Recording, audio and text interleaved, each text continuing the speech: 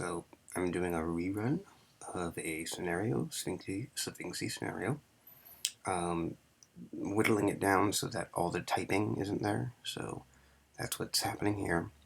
It would be a rerun, but none of you watch it, so it's all new to you. That's it.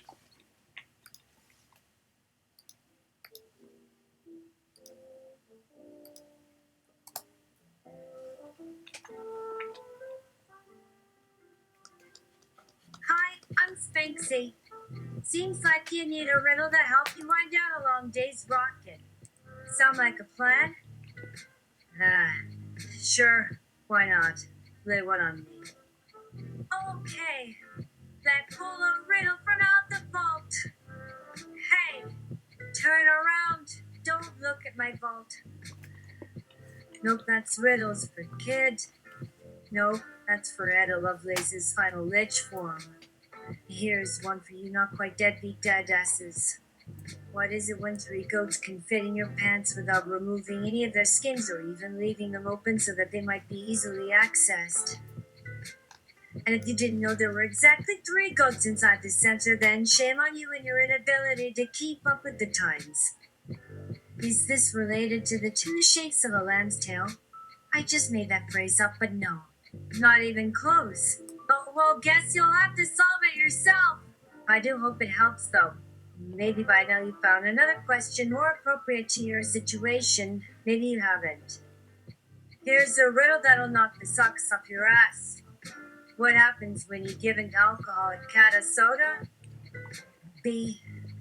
They drink both simultaneously. They're drunk as fuck before they hit the floor. B.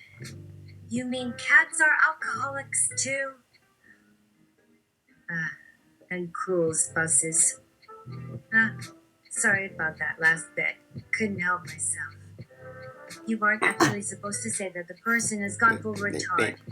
That isn't something you'd normally call someone, unless of course you wanted to make fun of them because they had gone crazy. B. But isn't crazy not what it is?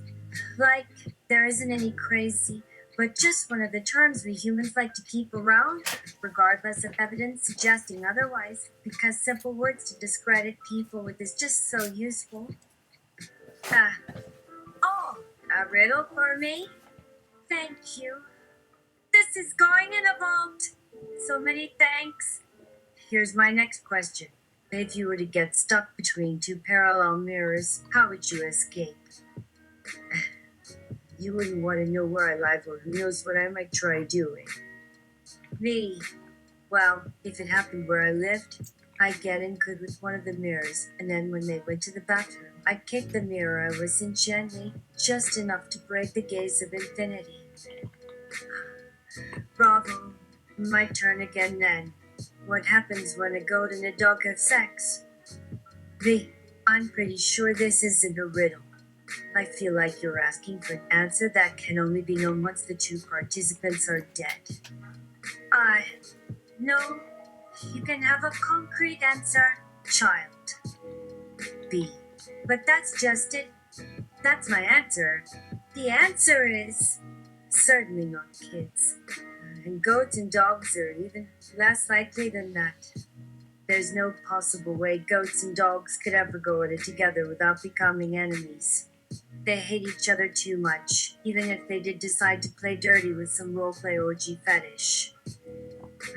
But the road to that failure is probably very fun for them. More power to them. Okay, next question. What does it take to become a champion of justice? A friend. Someone you trust. B. To defeat evil. B. Is your plan to use me as a punching bag? B. How about the ability to delegate the role of punching bag to someone else? Someone of global minimum consequences. Fair point. I'll pick a different question. What do you get when you mix acid, bleach, and sugar? B. Nothing. It's all been done. B. A way to give your kids hydrochloroquine. Alright, next up. Let's hear the most common form of euthanasia. Suffocation. Which is to say, suffocation by any means is the best method for ending the life of another being in the event that said living creature has begun suffering from dementia or B. No. New answer. The most common form of euthanasia is a 23-year-old that does not want to work another fucking 90-hour week. What if we put aside the death penalty altogether and focus on one particular case instead? Okay, so there's this person who was found guilty and sentenced to be executed, but before he goes through with it, he starts thinking, I can't kill anyone because I can't really think through on a scenario that won't give me the heebies. I don't have the stomach for it that a lifetime of practice affords. If I had practiced enough, then I could have killed many times already without batting an eye. But now that I'm trying to decide which actual innocent person will suffer and die for my crimes, well, maybe they deserve some sort of reprieve. Maybe I need to adopt a framework that anyone has to be guilty of something, but I would have to restrict my efforts to mainland America. There are just too many people out here dying at random due to gun violence and natural disasters caused by man's greed. There's no way I could make those numbers balance. So yeah, back to our main character, or rather his slasher first victim. B. Who is Dostoevsky's Raskolnikov? This isn't Jeopardy, sweetie, but I'll bite. B. Dostoevsky's Raskolnikov is a murderer whose inner voice tells him how bad he actually is. Not sure that fits the bill, though, as far as what you were looking for. Let me check the answer sheet. That means more vocal action, so turn around. Thanks. Sorry for the interruption. Please continue your riddle. B. Fine, but only if it doesn't involve any Russian names. It's pretty hard to pronounce them anyway. I'm not really in any mood to be making any new friends in Siberia. Oh, jeez. My heart goes out. How hot was it last summer? Like 130 degrees one day or something. You got the Tunguska thing? And then this. Jeez Louise. I'm giving you 5 extra points. B. This is scored? Like you wouldn't believe. Now then, who is the author of the book The Little Prince by Antoine de Saint-Exupéry? B. A childish fairy tale that doesn't take place anywhere real? By a pilot who was so overwhelmed with being an adult that he just did that used his story gotten in the deep darks of his heart as a rubric of trusting certain folk. Like, those who understood his story were folks who understood him. So yeah, it was that guy. The name is inconsequential. Hey, very good. Alrighty, here we go! Next question. What is the world's most valuable object? Gold? B. Nuggets of gold that you can hold in your hand. B. But also B. The product of two rapidly spinning neutron stars that collided many billions of years ago, and their explosion eventually bathed our young planet in its celestial leavings. So yeah, much rarer than diamonds. Oh god, why are people always trying to bring up our old star system? It doesn't exist anymore. Why don't you talk about how cool interstellar space is, or how amazing dark matter is, or whatever other boring science stuff I like to read on Reddit instead of going down memory lane? B. She asked about gold, so I'm gonna tell you about gold. If you didn't want to know, don't ask. When's Dr. Phil gonna be on? Is that another riddle? You're killing me. If it isn't a riddle, it sure as hell feels like one. Anyway, the answer was an hourglass. B. What is the image that Lisa Minley used to describe her buttocks when she was on Broadway for all that jazz? An hourglass. B. She said they were like two small hills in the middle of her backside. B. So what if you could find out for yourself if those were really just those two little mounds, and if those were just words made up by a performer? You mean like a metaphor? You know what, can I take a pass this round? My writing team is out to lunch.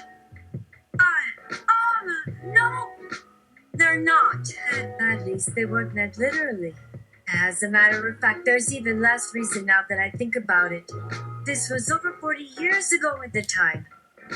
B. Asses come and asses go. Next riddle. What happens when someone eats so much chicken that they become unchicken-like? What do you call something which has been taken off? B. A napkin? Yes! A great question! You win a point. Do you need more than 1 point? No? Good? Then here comes another question. How many people are needed to start a conversation in a bar before someone gets bored with them enough to leave? B. One is all you ever need if you are the bartender.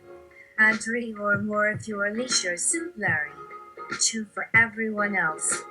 Well, for Boozy Jesus. There is actually an answer that's far better than that.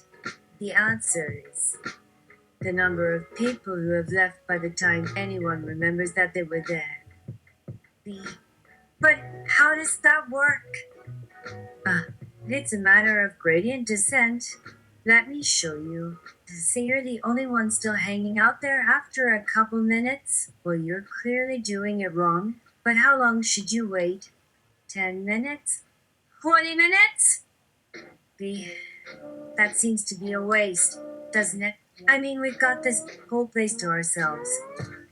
Oh, jeez. I'm sorry. I shouldn't joke like this. I know it's not cool. Yeah, I didn't say anything either. Just kidding.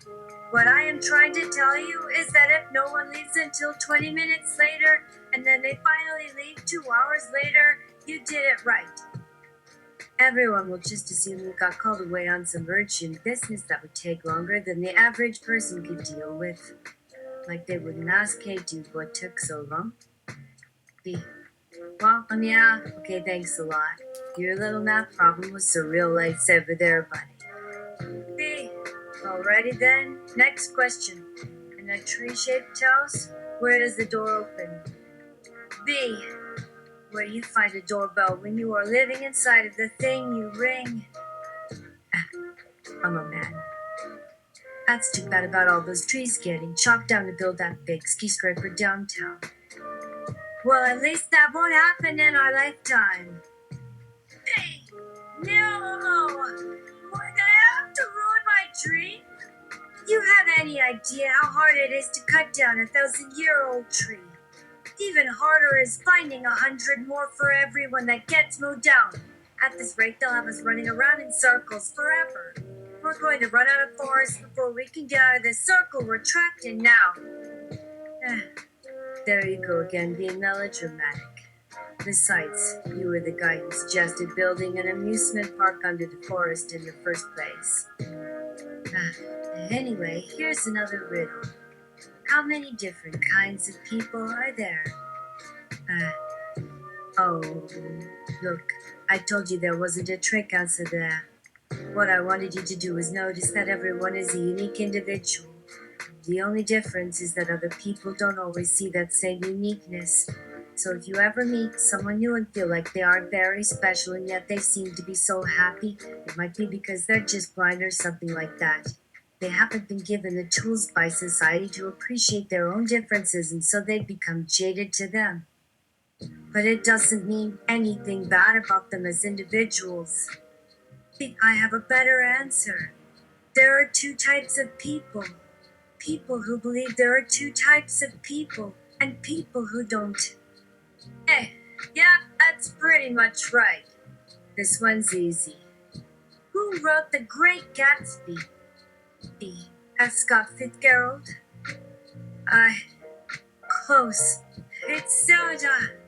He had already divorced his wife when he wrote this book, but not her. B. as always, the work of great man artists is due to the women they scraped off their shoe the week before. Excuse me, sir, I didn't catch your name during the introductions. Let's see what else we got. Oh yes. What is the word metrosexual describe? B. The curious overlap of being a homosexual and being a European hostile enthusiast. Nice one. Wait, did you say homosexual? Sorry, I think I heard you wrong. Was it, some kind of vegetable? I was saying that you could use this term to describe anyone who has ever enjoyed any activity which is both foreign and unmanly at the same time. Like playing soccer in the park on Saturday afternoon after brunch or drinking coffee with an Italian pastry while reading the Sunday paper in an upscale cafe. Or squatting over a porcelain tub in a French bathroom, even though evolutionarily we were meant to shit like that. Okay then. This next question goes out to all those men in our audience. So sorry, ladies, if I'm speaking too freely here. Anyway, what do the words bifurcated cervix mean? B. That means my whole IT team is fired. Alrighty, another riddle for you now. What are the three basic elements of life? Oh wow, well that's actually pretty deep. No one can answer that one. Just kidding.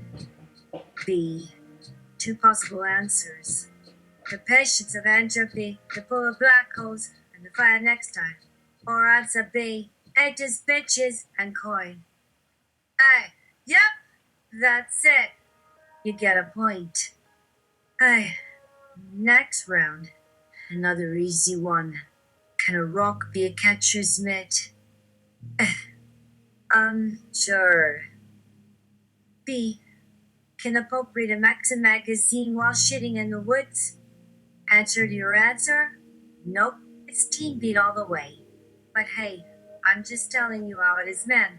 I don't make these things up. Now I know I said earlier that I had a better answer than that. Really, that was all I could think of. I'll see what I can come up with by the end of this round. Wow. This time around, that was truly impressive. What was it this time again? The idea that any rock could possibly be a catcher's mitt. Hey, by the way, do you do the gates of heaven? Because I'd love to be greeted by you when I succumb to the latest American pogrom coming summer 2024. Actually, we got quite a few saints who work there now, so no need to worry about not getting in. You're right. Just let me know when I can get my staff badge. Until then, I can only offer my purple heart. Well then, good luck with that. Okay then. One more riddle for you, sir. B. Only one. Let me say right now before we proceed, it's been a pleasure. You are a scholar and a Saint Missy. B. Next question. What happens if you try and tell a joke without knowing the punchline? It doesn't go over very well. But what makes you think I would be able to tell a joke in the first place? B. Your employment in that shaggy dog rescue facility. For starters. Yeah, well, that's nice to hear. Good thing I'm just here to be your opponent in this silly little game, huh? Because I have never seen your humor at all. Never. So next time someone tells you they want to write an article about you or interview you on a radio show. B. And? B. I'm waiting. B. Oh, the shaggy dog shelter must be calling. I can wait. Actually, I meant something like what is wrong with you? Because I am literally writing out all of these answers down as we speak. And after I've given them to you, we will play a round of Uno instead. B. I don't think Twitch allows us playing with our Unos. How about we play Overwatch 2? I. No! This was supposed to be a friendly competition between two men who happen to share similar interests. You know that's why people watch sports, right? It's not for some kind of twisted nationalistic rivalry bullshit. B. Oh yeah, sure it isn't. What's the racist mascots those two teams have again? Uh, we didn't even have anything racial going on there, besides the fact that both teams had white players in the first place. Which might seem like it has something to do with race until you realize that skin color doesn't matter much in Korea when you're a ball player there. B. Maybe not. But have you seen the boy band boot camps? A little fascist if you ask me. Ah, wow. Do you really think so? And I just haven't noticed. That's very interesting. Okay, next question. In which state does the tallest man live? B. Incomplete anxiety if he is in his 40s, because men do they have medical conditions. And you are funny. And now the final riddle for this round. B. Well, let's see here. The largest. Penis. That is incorrect. B. Because it belongs to an old guy who died and submitted his to the Reykjavik Penis Museum. Just saying, you can write that one down as a future riddle.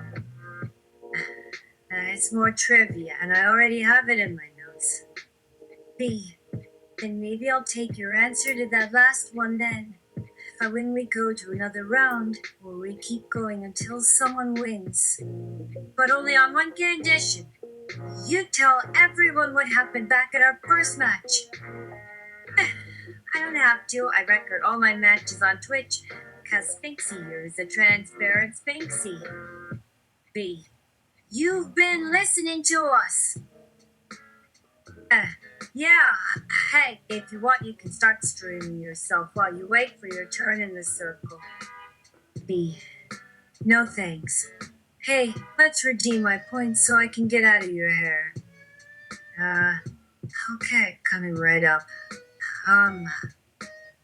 B. Are we done yet? Can we move on to some of those other questions asked? Because I'm pretty sure I could give some answers right now. I'm redeeming your points, so that means no more questions. Other than this one, according to my tables, Nope. you can redeem your points for any one of these prizes. Pick one. Prize 1, a dinette set. Prize 2, a new car. Prize 3, a lifetime supply of assorted Doritos. Doritos. Yes, please. I mean, just imagine how good they taste with the dip. Hey, there's 10 prizes. Wait till I've said them all. B. Go ahead. Don't hold back. I'm gonna have the biggest shit when you're done. Want a family-sized package of Triscuits. 2 a box of Zitty Zoodles. 3 an annual subscription to BuzzFeed. 4 a Kleenex with an alien on it. 5 the keys to a Ford Focus. 6 a box of off-brand laundry detergent. 7 a jar of mayonnaise. 8 2 bottles of ranch dressing. 9 a crate full of wine glasses. 10 a bottle of ginger ale. Whoa! Yes, I can't believe it. Ginger ale is in here. Caveats. There's no Ford Focus to go with the keys. And I opened that jar of mayonnaise for the party celebrating Obama's second term, so proceed with caution. Thanks for playing with Sphinxy. Now get the fuck out. The rest of the night is pretty anticlimactic after the Sphinx decides he doesn't want to stream himself anymore. So I try my best to make up for his loss by throwing him a bunch of cool prizes at random times. Which include Prize 1, a 5-minute video game review segment with 2 different games and their respective soundtracks. Prize 2, free month of premium cable TV from my satellite company. plus a 4-day weekend as well as $500 movie tickets. Price 3, a new pair of underwear. Price 4, a round of drinks for the house. Price 5, a new tablet computer. Price 6, the ability to become immortal. Price 7, my time slot on the main stage. Price 8, a personal message sent by a smoke signal to me with an emoji attached. Prize 9, an immediate ticket to a year-long summer vacation in Australia. Prize 10, I don't know what to ask for next, so I give all 10 of these prizes to all of the viewers of my... Something or other. That is it. That is it.